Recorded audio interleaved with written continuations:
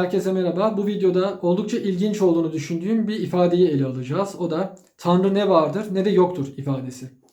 Bu ifade sanırım 2 hafta kadar önce Yeraltı adlı YouTube kanalında Diamond Tema ve Fikret Çetin arasında gerçekleşen bir tartışmada dile getirildi.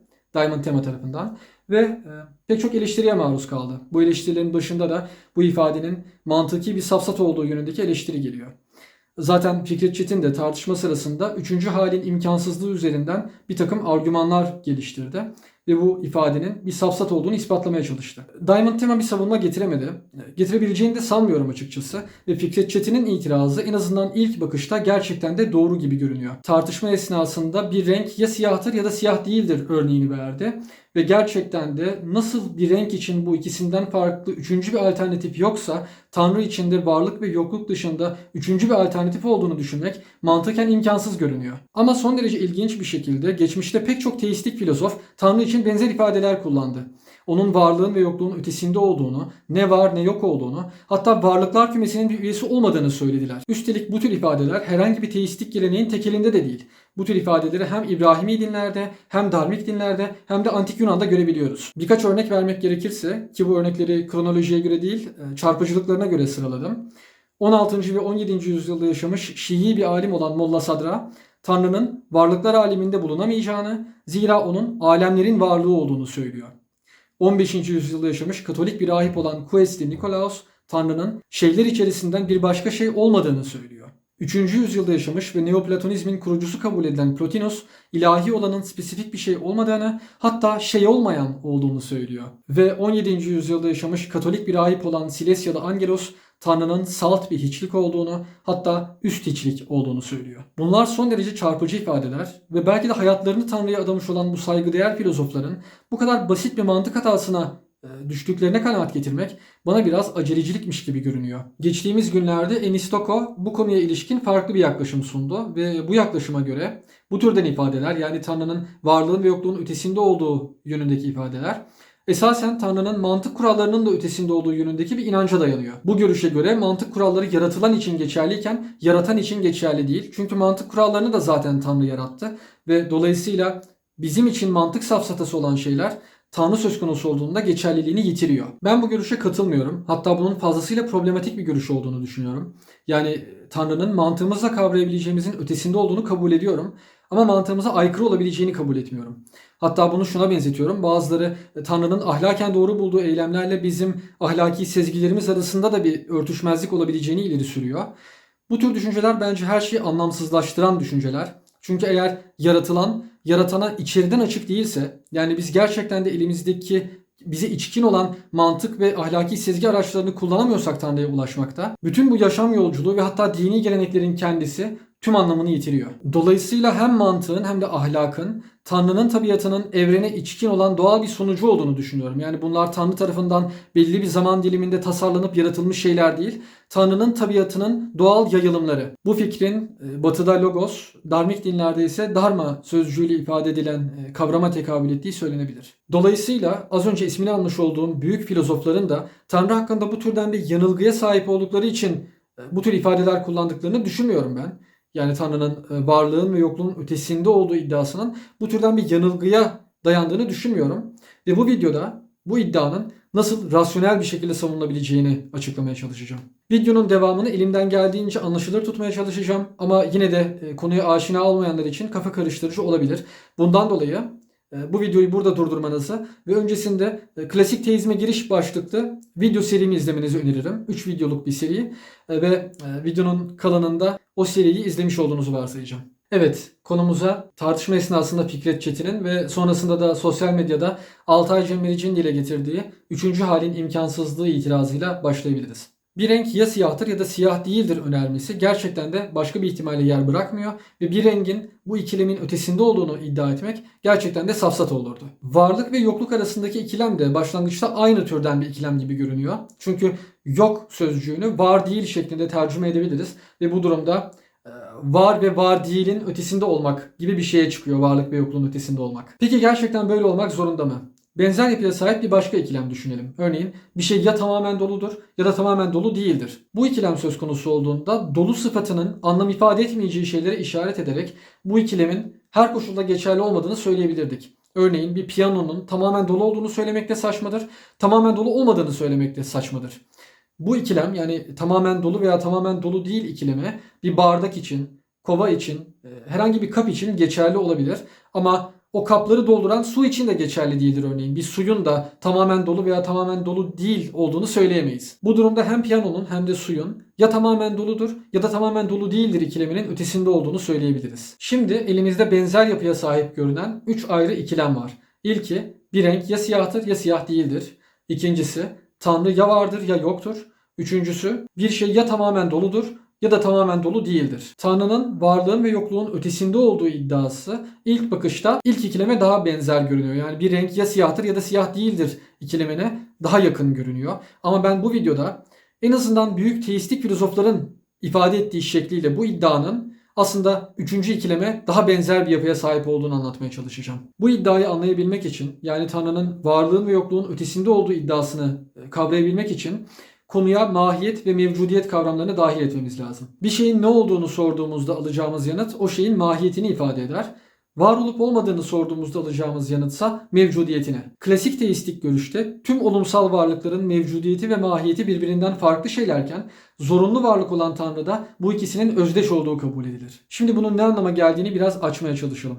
Örneğin bir meşe ağacının ne olduğunu sorduğumuzda alacağımız yanıt içerisinde o meşe ağacının varlığını zorunlu kılan hiçbir şey barındırmaz. Yani o meşe ağacının nitelikleri arasında meşe ağacının varlığını zorunlu kılan hiçbir şey yoktur. Bu ağaç içinde bulunduğumuz senaryoda var olabilir ama bir başka senaryoda var olmaması mümkündür. Ve bu tüm olumsal varlıklar için geçerli olan bir şey. Bu noktada belki aklınıza şu soru gelebilir. Eğer bir deterministseniz şöyle düşünebilirsiniz. Hayır, bu meşe ağacı geçmişte zorunlu olarak yaşanan bir takım olayların zorunlu sonucu ve dolayısıyla var olmadığı bir senaryo yok. Yani var olmak zorundaydı bu evrende. Ama burada mantıki zorunluluktan bahsediyoruz aslında. Yani böyle düşünüyorsanız bile, bir deterministseniz bile muhtemelen şunu kabul ediyorsunuzdur. Bir başka evrende bu meşe ağacı var olmayabilirdi. Yani tüm mümkün evrenlerde bu meşe ağacının var olduğunu düşünmemiz için hiçbir sebep yok ve işte biz bu varlıkların hepsine olumsal varlıklar diyoruz.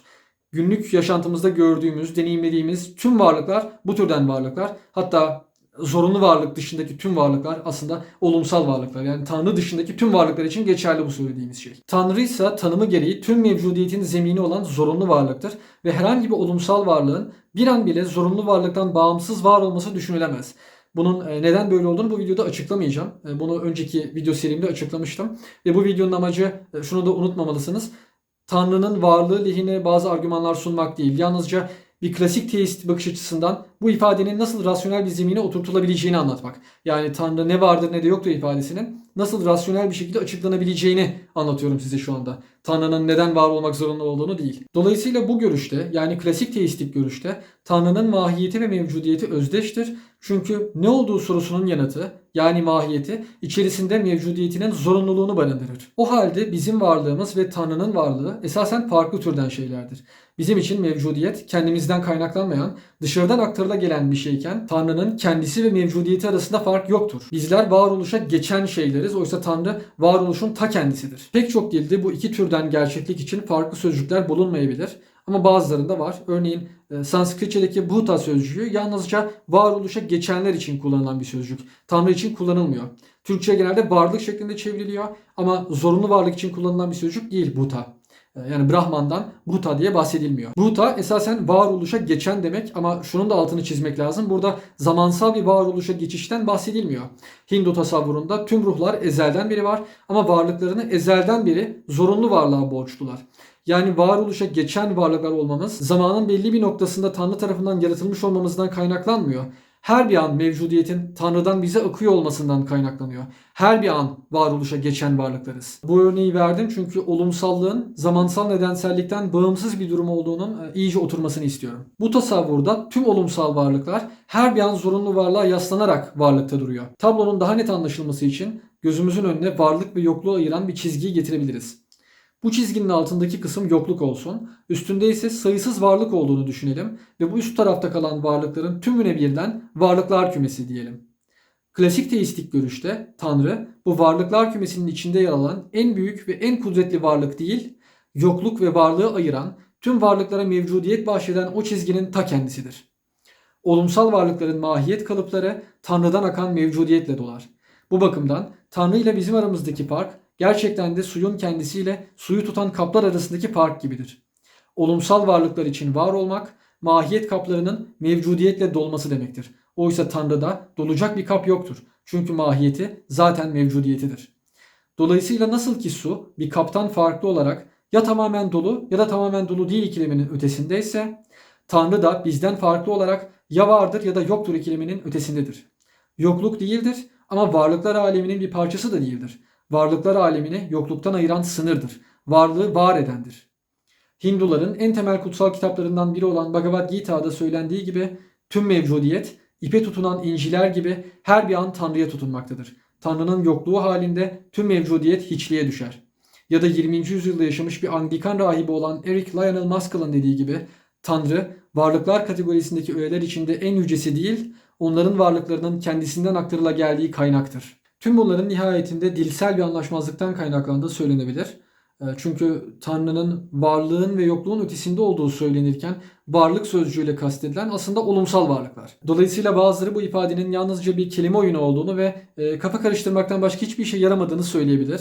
Ama ben öyle düşünmüyorum. Bence geçmişte yaşamış pek çok farklı dini gelenekten büyük alimlerin bu türden bir dil kullanmayı seçmesinin iyi bir sebebi var. Pek çok insan gerçekten de Tanrı'yı varlık ve yokluk arasındaki çizgi olarak değil, varlıklar kümesinin en büyük elemanı olarak tasavvur ediyor. Veya diğer örneğimizden gidersek suyun kendisi gibi değil de içinde en çok su barındıran ve küçük kaplara su aktaran en büyük kap olarak düşünüyorlar Tanrı'yı. Oysa bir klasik teistin gözünde bir varlığın mahiyetinin ve mevcudiyetinin birbirinden farklı şeyler olması o varlığın zorunlu varlık olmadığını işaret eder. Bu da Tanrı denilen zatı yalnızca olumsal varlıklar içinden en büyüğü yapar. Kendisine Tanrı dediğimiz çok kudretli bir beyefendi. Her ne kadar tek olsa da esasen büyük T ile yazmaya değmeyecek bir pagan tanrısı. Böyle bir tasavvurda teklik yalnızca adet belirtir. Yani Tanrı birdir demek bu çok kudretli varlıktan yalnızca bir adet var demektir. Oysa klasik teistik görüşte Tanrı'nın bir olduğu söylenirken Tanrı'nın bir adedi olduğu ve o adedin de bir olduğu kastedilmez. Tanrı'nın sayıların, ikiliklerin ve kompozitliğin ötesinde olduğu kastedilir. Onun mutlak bir sadelik ve tekillik hali olduğu kastedilir. Bu durum yani Tanrı'yı yalnızca çok kudretli bir beyefendi olarak tasavvur etme durumu günümüzde yalnızca avam arasında yaygın değil. Hatta ne yazık ki teizmin şampiyonu olarak lanse edilen pek çok modern filozof aslında klasik teistik tasavvurdan fazlasıyla uzaklaşmış durumda. Oysa ben ve pek çok diğer klasik teist gerçekten anlamlı olan Tanrı inancının yalnızca zorunlu varlık olan yani mahiyeti ve mevcudiyeti bir olan Tanrı inancı olduğunu düşünüyoruz. Çünkü diğer türden varlıklara duyulan inançlar aslında sonsuza giden olumsal varlıklar silsilesini sona erdirecek açıklama gücüne sahip değil. Geriye dönük sonsuz bir olumsal varlıklar silsilesi ancak zorunlu varlıkla nihai zeminine ulaşabilir. Evet, umarım Tanrı'nın ne var ne de yok oluşunun nasıl rasyonel bir zeminde kavranabileceğini açıklayabilmişimdir. Son olarak iki ayrı konuya daha değinmek istiyorum. Klasik teistik Tanrı tasavvuru bazılarınca Tanrı ile aramızdaki farkı yok eden bir tasavvur olmakla eleştiriliyor. Çünkü bizde mevcut olan her şey her bir an Tanrı'dan akmaktaysa bizim Tanrı olduğumuz söylenemez mi? Şeklinde bir eleştiri getiriyorlar. Bu belki bir anlamda doğru olabilir ve belki de pek çok farklı gelenekten pek çok alimin geçmişte kulağa ilk başta küstahça gelen bazı ifadeler kullanmasının altında da bu yatıyordur. Örneğin İslam içerisinde Hallacı Mansur enel hak diyor. Yani ben hakkım, ben Allah'ım manasına gelebilecek bir söz bu. Hinduizm'de de aham brahma asmi bilinen bir sözdür. Yani ben Brahmanım, yine ben Tanrıyım manasına geldiği söylenebilir. Tabii bu sözleri söyleyenlerin gerçekten de bugün anlaşıldığı şekilde söylediklerini düşünmüyorum ben. Ama yine de bizde var olan her şeyin her bir an Tanrı'dan bize akmakta olduğu fikrinin Tanrı ile aramızdaki farkı yok ettiği en azından bir anlamda söylenebilir. Bununla beraber klasik teistik tasavvurda Tanrı ile aramızda aslında diğer tasavvurda olduğundan çok daha net bir çizgi var. Diğer tasavvurda Tanrı varlıklar içinden bir varlık, varlıklar kümesine dahil yalnızca en büyük varlık, en kudretli varlık. Oysa klasik teistik tasavvurda Tanrı varlıklar kümesinin içinde bile değil. Bizden biri değil Tanrı, olumsal varlıklardan biri değil. Zorunlu varlık ve aramızda asla aşılamayacak bir eşik var. Bizim varlığımız her zaman ona dayanıyor, her zaman ona dayanacak ve şimdilik her zaman ona dayandı. Yani aynı anda bizde olan ve Tanrı'dan gelmeyen hiçbir şey yokken Tanrı bizden bütünüyle farklı bir kategoriye mensup. Oysa diğer tasavvurda Tanrı bizim gibi varlıklar içinden bir varlık, yalnızca en büyüğü, en kudretlisi. Bu noktada ömrünün çoğunu 20. yüzyılda geçirmiş bir Hindu düşünürü olan Sarvepalli Radhakrishnan'dan konuya ilişkin bir alıntı paylaşmak istiyorum sizinle. Tanrı'yı kendi varoluş kategorilerimizle düşünmek, onu sonlu olanın seviyesine indirmek ve nesnelerin belirsiz çoğulundaki bir birimden ibaret görmek olur. Bu tasvirde ya tıpkı her bir nesnenin birbirinden ayrı olduğu gibi Tanrı da onlardan ayrıdır ya da pratikte ateizmden ayırt edilemeyecek bir panteizm içerisinde varoluşun yekununda tüm nesneler Tanrı ile kaynaşmaktadır. Burada son derece ilginç bir noktaya parmak basıyor Radhakrishnan. Tanrı'yı zorunlu varlık olarak düşünmediğimizde iki ihtimal var. Ya onu nesneler içinden bir nesne gibi düşüneceğiz, yalnızca en büyüğü, en güçlüsü, ya da onu tüm nesnelerin içinde kaynaştığı bir nesneler yekûnu olarak düşüneceğiz. Ki bu da pratikte ateizmden ayırt edilemeyecek bir panteizm. Dikkat ederseniz burada klasik teistik tanrı tasavvuruyla pratikte ateizmden ayırt edilemeyecek bir panteizm tasavvuru arasındaki fark da bariz bir şekilde göze çarpıyor. İlkinde Tanrı zorunlu varlık olarak tüm mevcudiyete varlık bahşederken ikincisinde Tanrı tüm olumsal varlıkların toplamıdır ve esasında kendisi de bir zemine ihtiyaç duymaktadır. Son olarak değinmek istediğim bir diğer konuysa günümüzde deist sözcüğünün fazla gevşek bir şekilde kullanılması. Herhangi bir tanrıya inanan ama herhangi bir dine mensup olmayan herkese deist deniyor. Oysa deizmin kendine has bir tanrı tasavvuru var. Deizmin tanrısı zamanın belli bir aşamasında evreni yaratmaya karar vermiş olan ama evrenle pek de ilgilenmeyen bir tür mühendis veya mimar gibi bir tanrı. Yani evren her bir an deizmdeki tanrıya dayanmıyor. Deizmin tanrısı zorunlu varlık değil. Dolayısıyla eğer siz benim bu videoda tarifini yaptığım klasik teistik tanrıya inanıyorsanız ama herhangi bir dine mensup değilseniz kendinizi deist olarak adlandırmanız yanlış olacaktır. Siz deist değilsiniz, teistsiniz, yalnızca herhangi bir dine mensup değilsiniz. Bunun son derece rahatsız edici bir kafa karışıklığı olduğunu düşünüyorum. Bu nedenle konuyu netleştirmek istedim. Evet, videodan memnun kaldıysanız paylaşabildiğiniz kadar paylaşmanız beni çok memnun eder. Sonraki videoda görüşmek üzere. İyi dileklerimle.